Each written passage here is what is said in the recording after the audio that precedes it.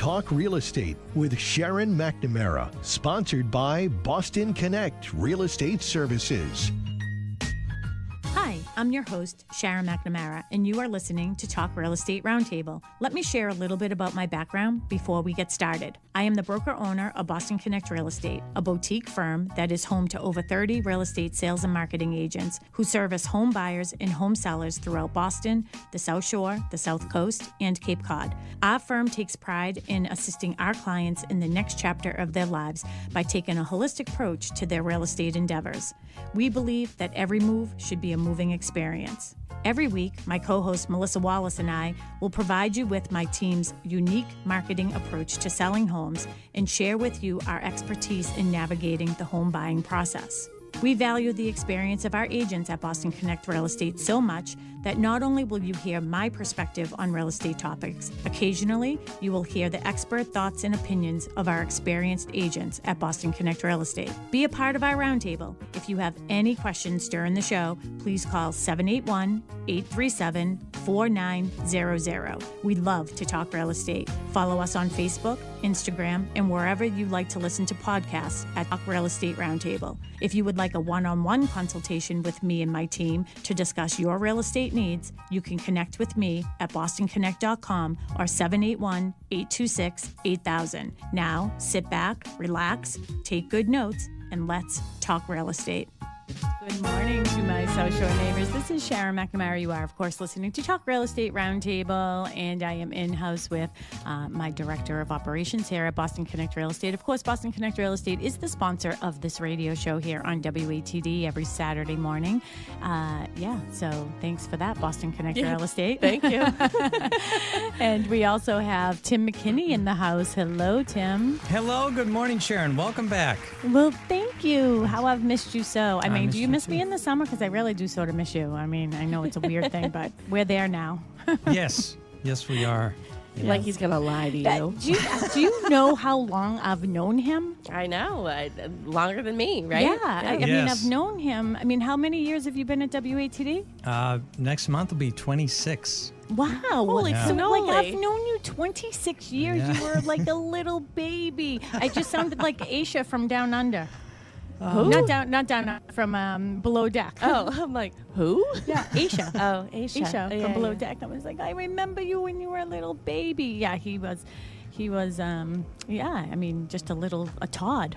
A little Right, Todd. yeah. A tad. Yeah, A we'll tad, go a with little that. tad? A little Sure. tad, yeah. Anyways, well, good morning to everybody out there in WATD land. You're listening to Talk Real Estate Roundtable, and today's topic, it's one of those things, how we roll here. Usually if something happens during the week, that's something we're going to be discussing on our show. So sometimes our agenda, I mean, God love you, Melissa, like, God bless you.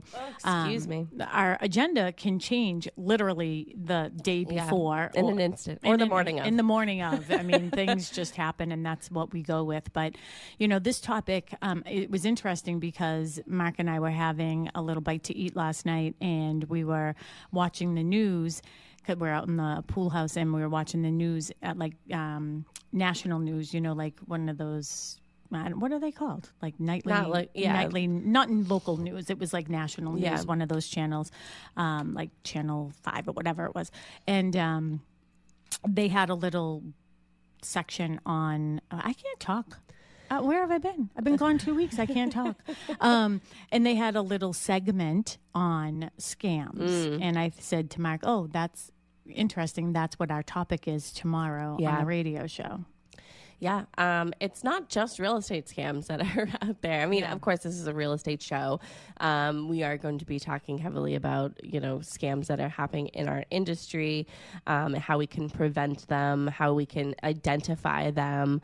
But also, there's been real life situations with both of us where we've identified scams in real life, and just making sure that everybody's taking precaution. Mm-hmm. I would love to think that everybody has everybody's best interest in heart and has, a great heart themselves.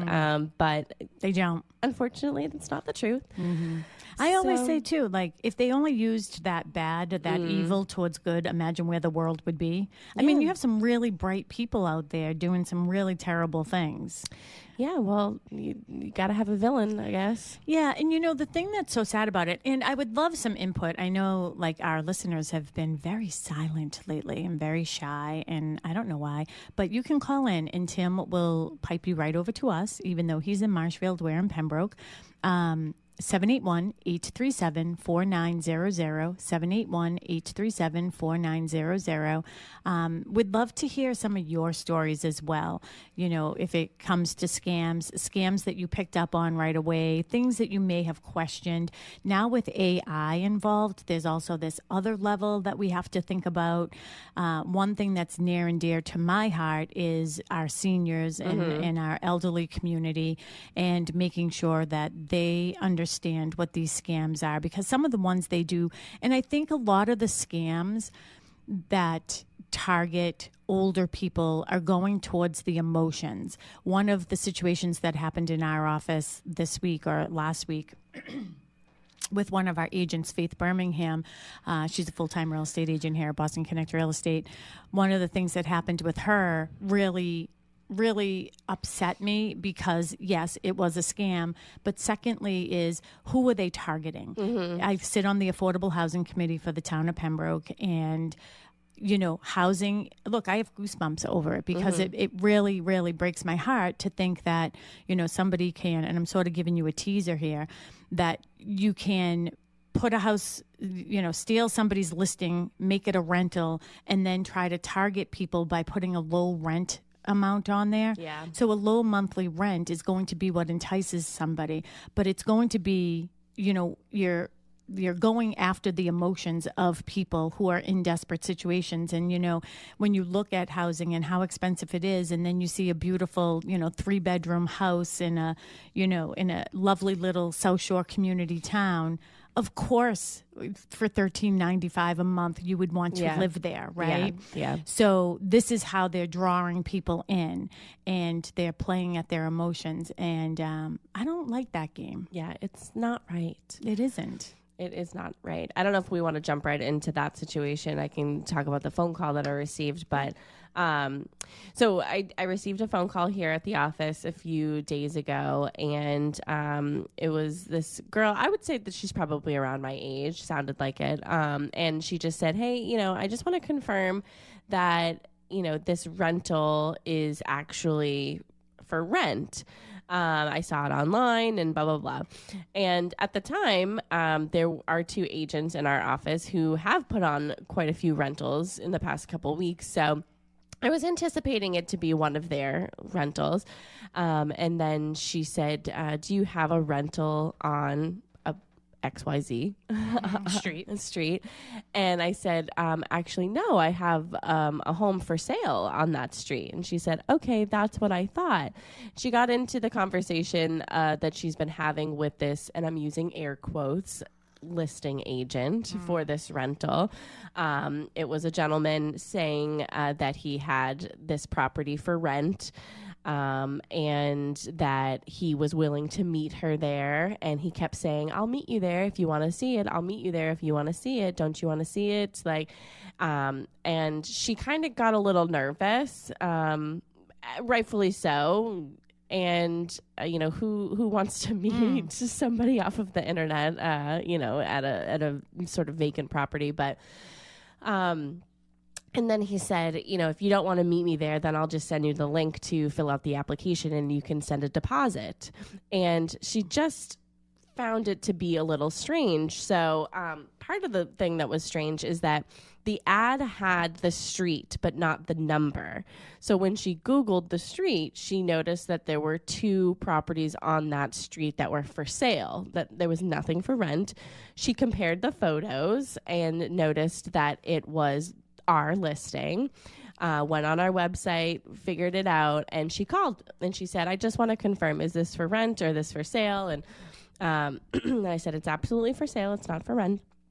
And I asked her, I said, may I ask where you found this ad? And she said, I'm sort of embarrassed to say, but And kudos to her for at least mention having the bringing it up. conversation. Yeah. She said, I'm a little embarrassed to say, but I am desperate for my mom. You know, she's just in a situation where I'm just trying to help her find a rental that's local. But I found it on TikTok. I was communicating with somebody. He had a full profile, a lot of different rentals on the South Shore. So I thought it was legit. So we're still talking. I'm looking up the person, and there it is, the ad for our listing that he has for rent, in air quotes. And I said, that is absolutely a scam. Please do not ever meet anybody off of TikTok in real life. So please do not send him any money, which we caught it in a time where she hadn't done anything other than just communicate with him on her phone. But I said, absolutely not. So she reported it. I reported it. I called Did she Faith. actually have voice conversation with him, or was it all through text? It was all through text. Yeah. Okay, yeah. So she had, and I had seen, just based off of the name that she had given me of herself, that she had commented on the video asking for more information. My assumption is he, sent her a DM, and they're going back and forth. And I think when she was like, I don't really want to meet you in person, and the price was pretty below market value. That was my point too, is like playing on the emotions of people, and that's what's pulling people in. You know? They're hoping that it's true. Yeah. But they have to, well, she had really good instincts. I'm going on to TikTok right now because I went on there a couple times, and I'll finish that. And once you finish your story, but I said, this is a scam right on there. I'm curious if you took it off. I'm going to go look. Yeah, I reported it. I know Faith reported it. The woman I spoke to on the phone reported it, and I sent it to the whole office, and I said, please report this profile. It is a scam. I went through the whole profile to make sure there weren't any other Boston Connect listings on there. I didn't see anything else. I looked him up in MLS to see if he was a real agent, not in MLS. So, it just, I'm fortunate that I had a conversation with somebody who could, identified that it was sort of something was fishy about it, and had the right mind to call here and, do that investigation and find out that it's our listing and everything. So the other thing is that this person took all of Faith's pictures, which she owns the rights to those pictures. Yeah. And, it's just really unfortunate. But again, I am glad that it happened to somebody who was tech savvy. Not everybody is tech savvy and can do that sort of investigative work beforehand, and then also gave us a call, let us know. I thanked her for that, and I said that I would let my broker know, and obviously I let the listing agent know, and it's unfortunate. And does that mean 2 million people looked at this thing? No, that just means Hanson. Oh, okay. I'm like, what? Yeah, because I'm on here now, and you can see my text is still there. Yeah, yeah. I don't think that's actually manned by anybody. I think it's sort of they throw it up there if people want more information. But here's the interesting part about this is I wrote, this is a scam. Police have been contacted, because I did contact. We're just going to sneeze during the whole entire show. I don't know what's going on in here. I did contact the new chief of police in Pembroke, and I texted her just to say, hey, like, what do I do with this, And but it's what's interesting. I'm so sorry. We need one of those buttons. Sorry, Tim. I couldn't hold it in. So I wrote, this is a scam. Police have been contacted. And then underneath it, people are saying, when can I move in? And then the person responded with, ready to move in, contact the number for more information. People are saying, what is the square footage? I'm interested. What number McQuan is it? I used to live on this street. Oh, I just said the street number. I just sent a message to that number looking for my mom. There's no way this must be per bedroom. So I don't know what else you can do other than saying this is a scam. I've called the police. Yeah. And people are still that desperate for housing. Maybe we should call TikTok and just say, hey. Yeah. But you know what? These types of things happen all the time. And I will say, so I sent an email to the office just letting everybody know, just be aware of these things. And I actually received a message. I won't say who it is just for privacy reasons, but I received an email back from one of our agents and said, a couple months ago, I received a knock on my door at her own house, and a gentleman was at the door. He had a couple bags with him, and he said that he had found my house on Craigslist and had rented it for the week. She lives in a town that very much you can vacation in for a week, go to the beach. And recently purchased it so pictures would be available to the scammer. And somebody went and made a fake listing of her property for rent for a week, and this guy actually paid. And she said, she felt bad for him, of course, because, he shows up thinking that he's going on vacation, and she's like, no, and he's out all this money, but it was a scam. I was like, I was like, oh my gosh, I can't believe that. But you know what? I can believe it, because we're just seeing all these things. And, you were interviewed one time a couple of years ago. Somebody had come in and interviewed you about a rental scam that had involved one of your listings. And it's scary. It's scary because, like I said, if you're not this tech savvy person, if you're not, into investigating like I am, I love to investigate things, then you could fall for these things, because they are. The name of his thing is Judy Living, and it's a picture of a gentleman, which is like, I don't Juddy. get. Oh, is it Juddy? I read it as Juddy. Oh, okay, maybe that's it. Only because there's 2 D's. Oh, yeah. But, here's the other thing, too, is with this scam that happened, what they, one was, it was like a $70 application fee. My assumption is, okay, you send the $70, like these people aren't getting rich on, $70 at a time. I would bet my bottom dollar on the fact that once they have your contact information into your bank account, that they are taking everything in it. But I also think the second level of that scam was because you just sort of mentioned upon it that I had a listing one time, and I was the listing agent on that property, and then somebody bought it directly with me, and I knew that she had wintered in Florida. So I knew that, when it came to, I don't even know how it got back to me that someone was trying to rent. Oh, she called. No, I ended up calling her. I don't remember how it worked out. But anyways, the whole situation with that, they stole the pictures that I had online and everything else. And they would say, oh, meet me at the property. I'll show you the property, blah, blah, blah. But then they'd call and say, I got a flat tire. I think what had happened is somebody had contacted you interested in renting it. Yes, it was another client that I had. Yeah, another client. And you were like, what are you talking about? So you reached out to your client who owns it and said, hey, are you renting your unit for the summer or the winter? And she's like, no, why?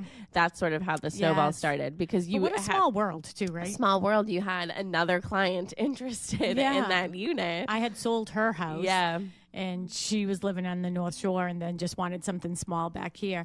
But then that second level of that scam was that they would, oh, I can't make it, I got a flat tire, here's, the application, or here, just give me first, last, and security. It's just really, really dangerous. I mean, this is a real estate show. We're talking about all different types of scams today, but just the best advice I can give when it comes to real estate is just, you should be working with a professional real estate agent, right? So someone that somebody that you've met. Don't just be calling all over the place. If you're looking for a rental, for the most part, there are a lot of rental agents out there that do a lot of rentals, and you should be working with somebody you know. Yeah, I will say there's a movie called The Beekeeper. It's Jason Statham. I mean, every Jason Statham movie is exactly the same. They're all I'll show you a picture. You know who he is. They're all action. He's fighting somebody, fighting a crime or some reason. But this particular movie is. They call them beekeepers. He actually became a beekeeper, but it's like like hitmen or like CIA type things. When they retire, they become beekeepers because they have to have a hobby. So somebody that he is close to or rents like this type of like where he keeps his bees from. She gets scammed. Sort of like an older woman. She gets scammed somehow. Somebody goes on her computer and says like, there's an urgency. You got to send money here, and somehow gets a bank account, whatever, and drains her whole entire bank account. And so the whole movie is about him going after these scammers. But you could do that. You're an investigator. I know. For sure. Yeah. When I was watching the news the other day, and I'd like to give credit to it, it was like Channel 5 Nightly News or something, the national one. I don't know who the anchor is or anything, or who did the piece, but one of the pieces, they had a woman on there, and I felt so bad for her. But I can't believe what she did and why it wasn't. And again, I think that these things are happening to people. They're sort of questioning it in their head, and why they're not talking to their family members about it beforehand. And this is like for my elderly community that might be listening right now. If somebody is calling you and asking you for money, like please don't give anybody any money. Yeah. And including somebody who might say that they are your family members, because that was a big scam too, right? They'd say, oh, Nana, this is, and with AI right now, they can steal people's voices right off of social media when people are doing videos. So don't do that, and always get in touch with somebody like your son, your daughter, a family member. Yeah, I do want to move on to phone call scams because, and again, this is a real estate show, but we have so many different scam avenues here. But I think phone scams are sort of the most successful ways that people can get money from. That's one of the things that happened this week. Yeah. With the printer. Yes, with the printer. I counted on my phone. I got 9 phone calls yesterday from...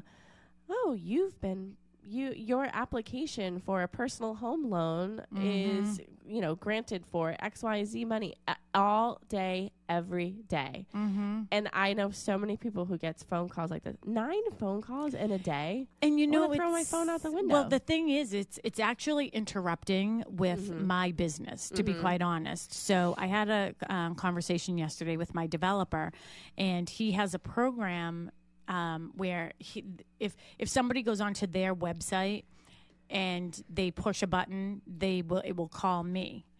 So he was going through the call log and noticed that there were a couple calls that I didn't answer. And I said, well, I prefer to call people back because I get so much scam all day long. I can't stop every time my phone rings because it's scam, and if I'm with a client, I can't do that. And it's interesting because now it's interfering with my business, because I don't even trust people who are actually calling me with a different area code anymore. Yeah, me neither. Yeah. So, but like now it's like, if it's important, you'll leave me a message and I'll call you back. And I think that that's where, like, one of the things I did on my voicemail, first of all, my phone number is in the do not call list. So when I pick up and I can tell it's a scammer or someone trying to sell me something, I'm like, this is a do not call phone number. It still isn't working, and they're still calling and getting through that. But I think that I'm going to add something to it that, if you're calling regarding one of my listings, I apologize that I am not answering my phone. As you are probably aware, there's so many scam calls. Please leave me your number and the information, like the property you're interested in, and I will call you back. Yeah. And that way maybe it will sort of get some of those out. Yeah. I can tell you're anxious to get onto something else, but I want to talk about the one that we got, and you said that I got it on my phone, and you said that they've been calling the office a lot, and you also you have to think like a criminal, and that's really hard to do when you're not, right? So I got a phone call. This person has called several times. I picked up the phone that time, and that's the other thing. Now they're using area codes that look like they're in the area, right? So I picked it up, and they're like, oh, we're calling on your whatchamacallit, we're calling on your printer, and we need some information regarding your printer, something to do with the warranty or something like that. And she said, is the address 19 Mattakesett Street? And I never say yes to any of these any of these people calling, because then they take that recorded yes, and then they sign you up for stuff, and then it's like, oh, well, we have you saying yes on the phone. So I said at first, and again, I wasn't sure at first. I was like, that is the address. right? And then she's like, oh, well, I need to get this information off of this. And I was like, I'm in my car. Yeah. I'm not in front of my printer. And she's like, well, when is the best time for me to call you back? And I said, how about I call you back? And they hung up. Yeah. So I thought, all right, here's a scam with my printer. And think about how sophisticated all our equipment is now. So our main printer in the office is connected to our network. Our network is connected to my computer and your computer are probably the two most important computers in this office, right? So what an easy way to get into QuickBooks, to get into all of our accounts, find our passwords, do all that. So you have to be really careful. Nobody is going to call you for this stuff. Yeah, and the funny thing is, she'll call the office, and I've spoken to her several times. She calls the office and she asks for the serial number because she wants to send us an updated user manual. She wants to confirm the address and everything, and I always say that we have a company that services our printer. We don't need a user manual. Oh, well, there is an updated. Can you just say when's the best time for me to call back? Can you please just go and look at the serial number? And I just say no. How do these people sleep at night? Well, I don't know. Like, how does this? Because the girl that called, she sounded young. Yeah. You know what I mean? How does she sleep at night? I don't even know. And I texted the guy who, does service our printer, and he said that's a scam. Yeah. Sounds like a scam to me. Yeah. So. Back to this McQuon, the street one, right? The rental one. Yeah. I just wanted to also mention one of the things that I did is I went on to his profile, and I looked at all of he is just loaded with houses here. Like, look at them all. I mean, there are hundreds in here, right? And look at them all. And I called a couple of the agents. Like, I looked them up in MLS because I could see the address. So I looked them up in MLS, and I called a couple of the agents just to say, I got everybody's voicemail, but maybe they don't answer their phone like me. And they said, I said, I just didn't know if you were aware, but your property is being used as a scam. And these seem to be all Massachusetts ones. I was actually going to call one of the news stations, maybe Fox 25 News or something like that. And I think that they should do another refresher segment on this topic, because this guy is out there in full force, or girl, or whoever, or group of people. Yeah, or scammer company, and the beekeeper's going to come after them. Yeah. Well, I think it's interesting, too, because now he has in here, somebody playing baseball. So he's trying to make it look like he's, a normal person. Loving family man, yeah. Getting back to phone call scams, I have a list here of common phone scams. So there's the bank fraud department. So when you pick up these phone calls, if you're not already associated with some of these departments, chances are they're a scam. If you're, IRS and tax scams, Social Security scams, Medicare scams, utility shutoff notices, Amazon purchase verification, or how about those text messages that you get? We are attempted to deliver your package. It's from the USPS, but it's not. Don't click on the link. Yeah, do not click on the link. And this is the thing is, we were talking about this earlier. It's the psychology that's behind every one of these scams, right? The fear, the urgency, the excitement, the sympathy, the trust, those things. Back to when I was watching that segment last night, I felt so bad for this woman because it was somebody that called pretending to be from her bank, saying that her account was hacked and that she had to go to the bank, take all of her money out. I can't believe how she fell for this. I don't know. To take all of her money out. So she took $9,000 out of the bank, and that they were sending a courier to pick it up because they were bringing it to a federal bank or a branch or something. And this all happened? And she did it. Oh, no. But I felt bad for her. She was on TV. It's she was crying during this interview. She's like, I'm so embarrassed to think that I actually fell for this. And I would say she was probably in her 70s. And she's like, I'm so embarrassed that I fell for this, but I feel that I have to tell people about it because I don't want it to happen to somebody else. Yeah. She's like, I can't sleep at night thinking about how foolish I was. Yeah. Last summer, I was in CVS in Pembroke Center, and I walked in, and there was a gentleman on the phone, on speakerphone, thankfully, with somebody at the gift card department right at the end where the cards are. And I don't know if I was in there for something. I was walking by him and I overheard something that just didn't sit right with me. I actually was in there to get some cards and I couldn't focus because I remember just like being so interested in his conversation. It was on speakerphone. He's in public. I'm allowed to hear, right? But I have ears. The person on the phone was instructing him to purchase a gift card for $500 and to give him the gift card number over the phone. Whatever conversation happened before I sort of intervened, I'm not sure. But a lot of these gift card scams are, oh, hey, this is so-and-so, I'm in jail. And I know it sounds ridiculous, but it's happening to a demographic where maybe their grandchildren somehow they're getting these recordings or they have things that sound like their grandchildren and they're in jail and they're asking for money or whatever. But in this case, this guy on the phone was there was some sort of a miscommunication because the guy who was in CVS, he was trembling, like so nervous, so older, upset, right? Older. Just he's like, okay, what gift card do I get, and how much do I have to go back to my bank to transfer more money?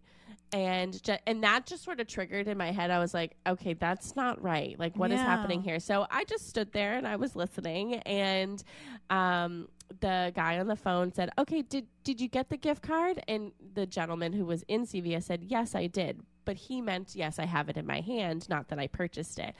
The guy on the phone assumed that he had purchased it and said, okay, now can you read the numbers to me? And I just tried to get the guy's attention. I said, it's a scam. Please just hang up the phone. He does not need this. Like, please. And he was so nervous. He was shooing me away. He was saying, please, I have to do this. Please just stop to me. And I tried to get his attention again. He was very nervous. The guy on the phone was very insistent. Please give me the number. And I said, you know what? I'm not going to get anywhere with this guy because whatever he said to playing him on his emotions. Yeah, whatever he said to him before I got there shook him up. So I went up front to the girl behind the desk at CVS and I said, I just want to let you know that the situation. And she said, oh my gosh, thank you so much. I'm going to call, my manager and I'm sure we'll call the police. And I was like, okay. I go, he's coming up here to buy a $500 gift card. Please do not don't let him.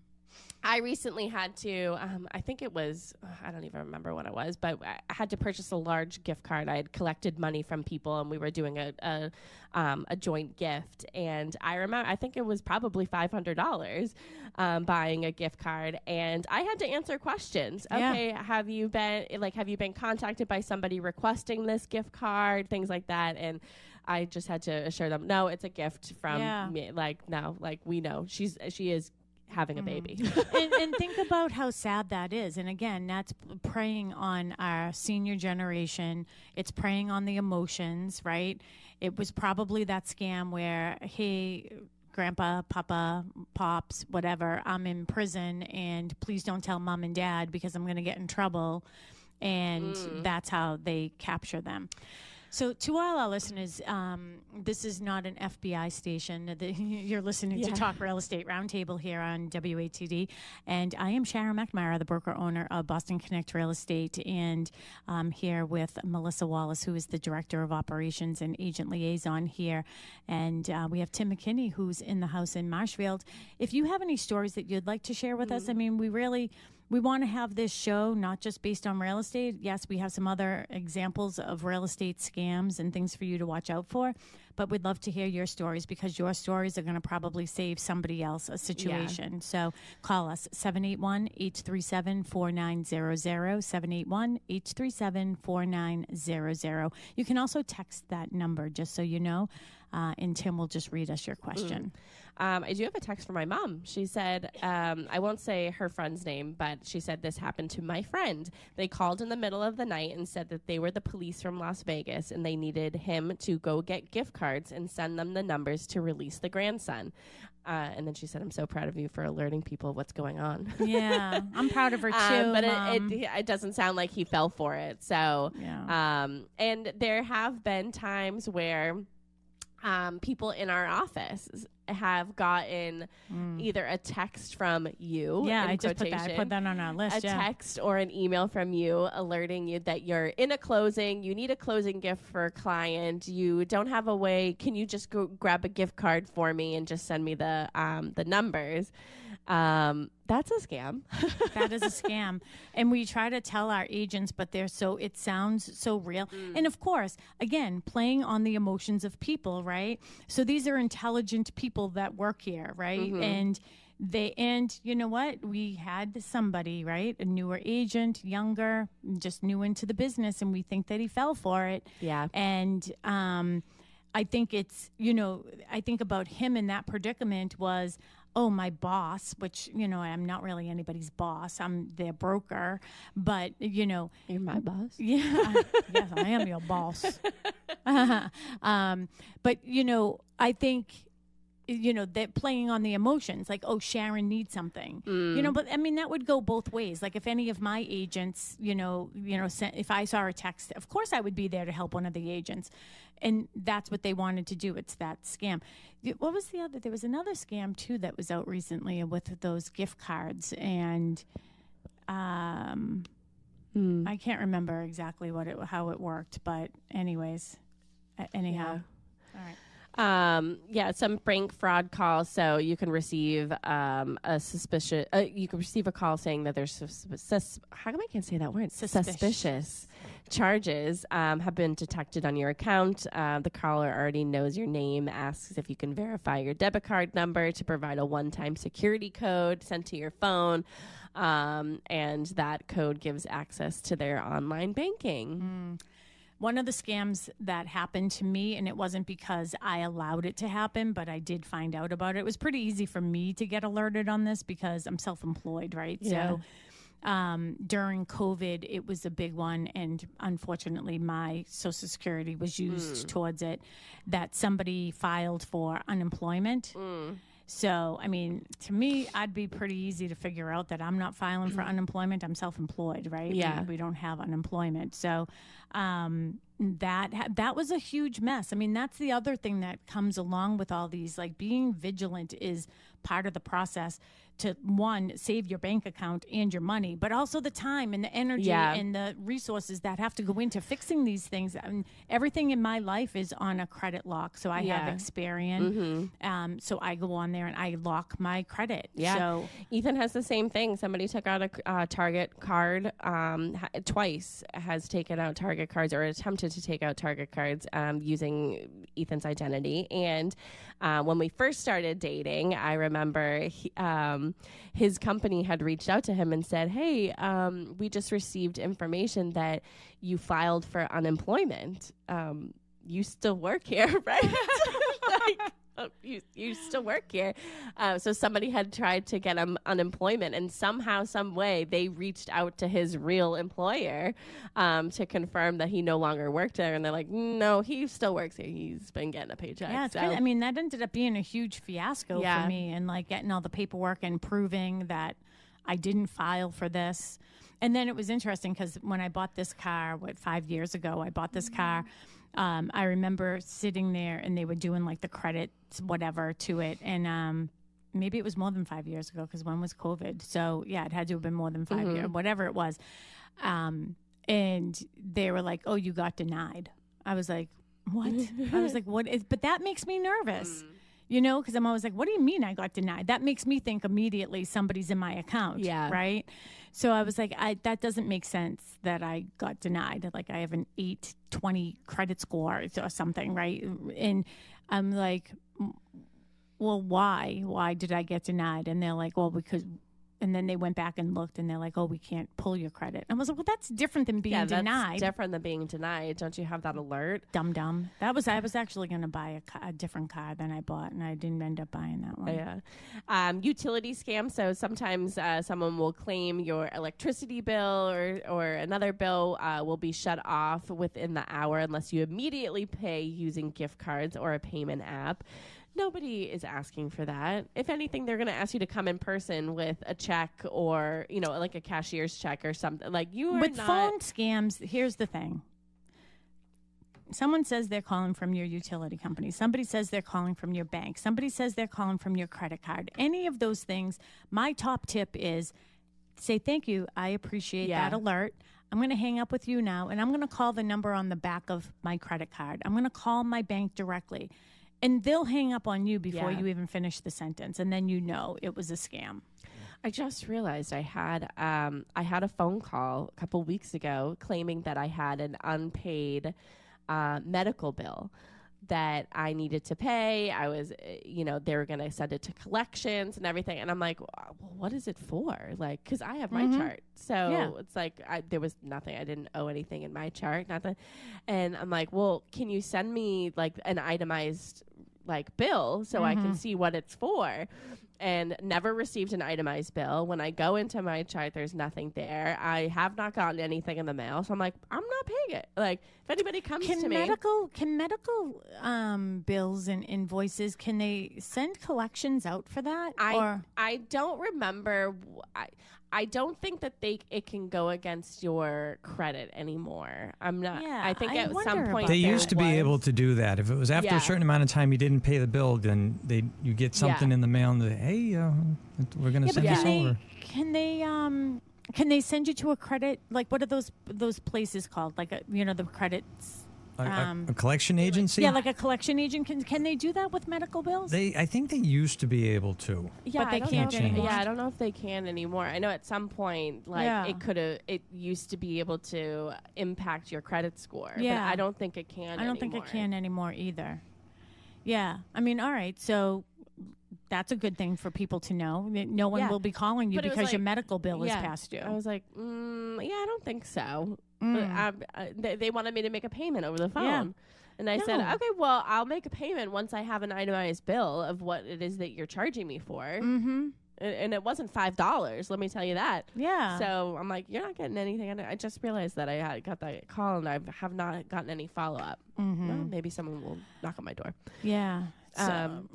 We don't have much time left, but I want to get into emails because we've talked about text and sort of online scams. And this says, many scams begin with a simple click.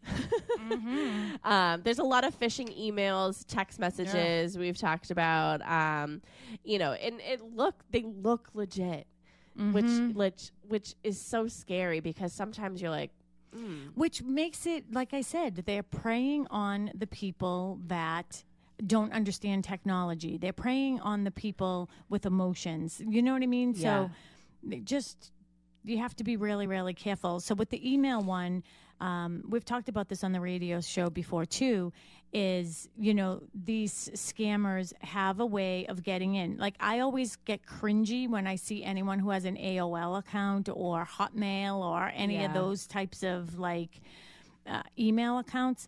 It's time to get rid of those and just get a Gmail account, okay?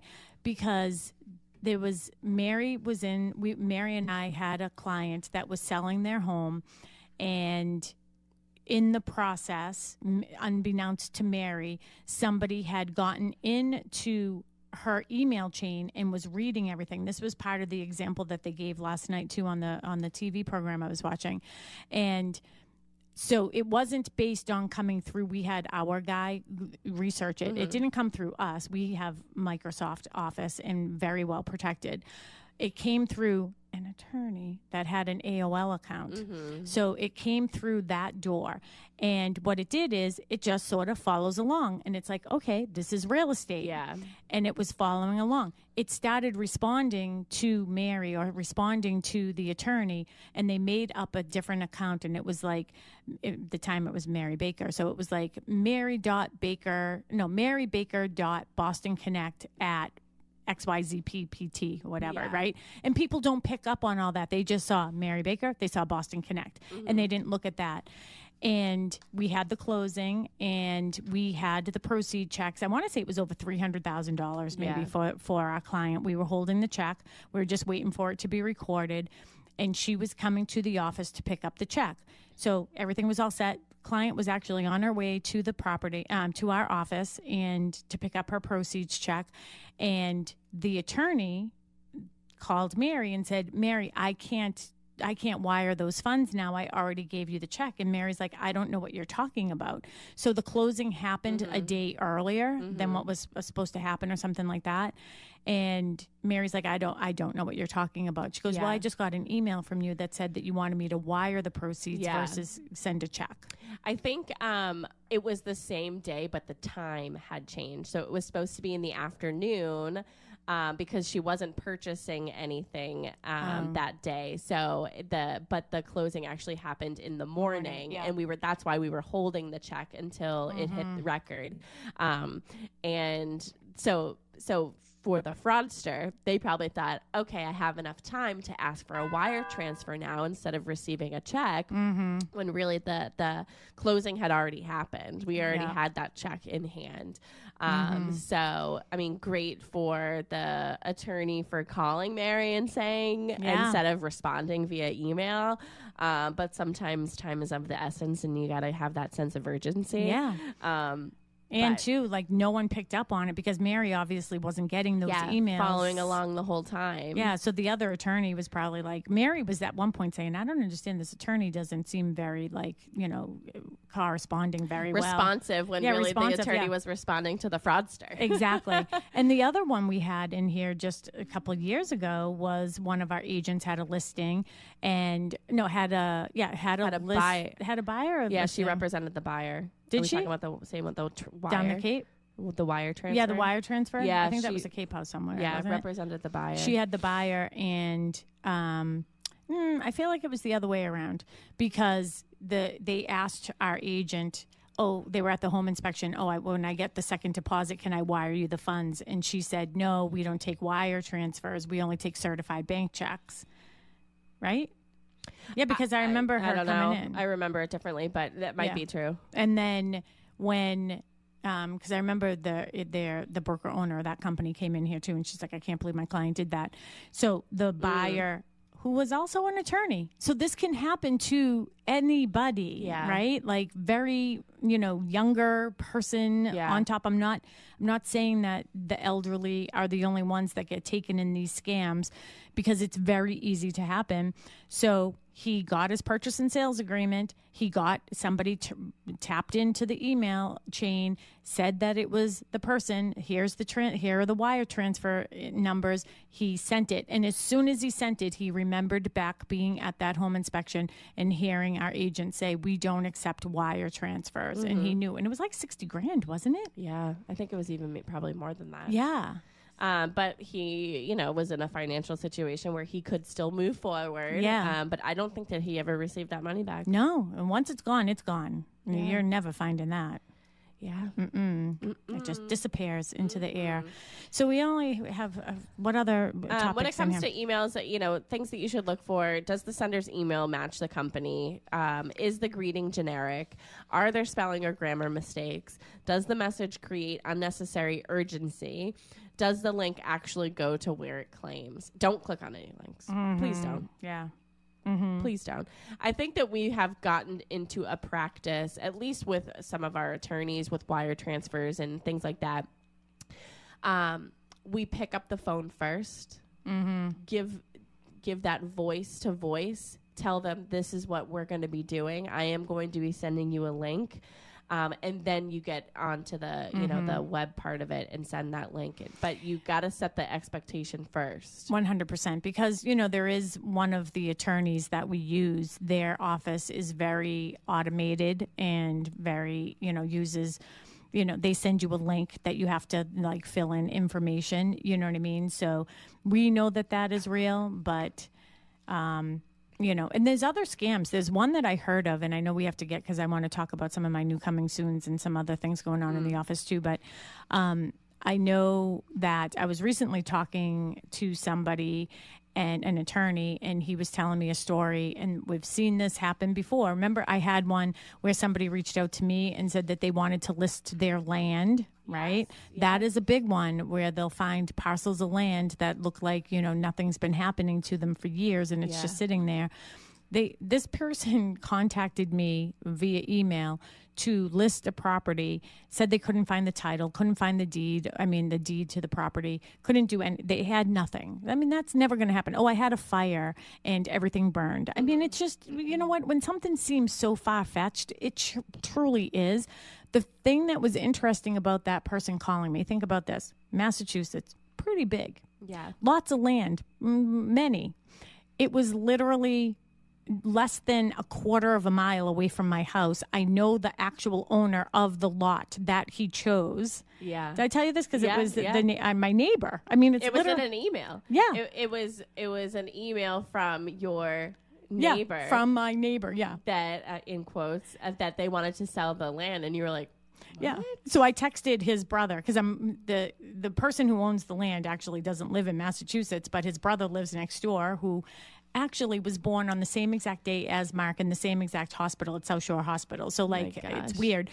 But I texted him, and I was like, hey, Scotty, is your brother selling the land next to you? I said, I'm assuming no. This seems very much like a scam. And he's like, no. And I was like, you guys got to put something on that, because if you see a for sale sign on it, that means an agent wasn't paying attention.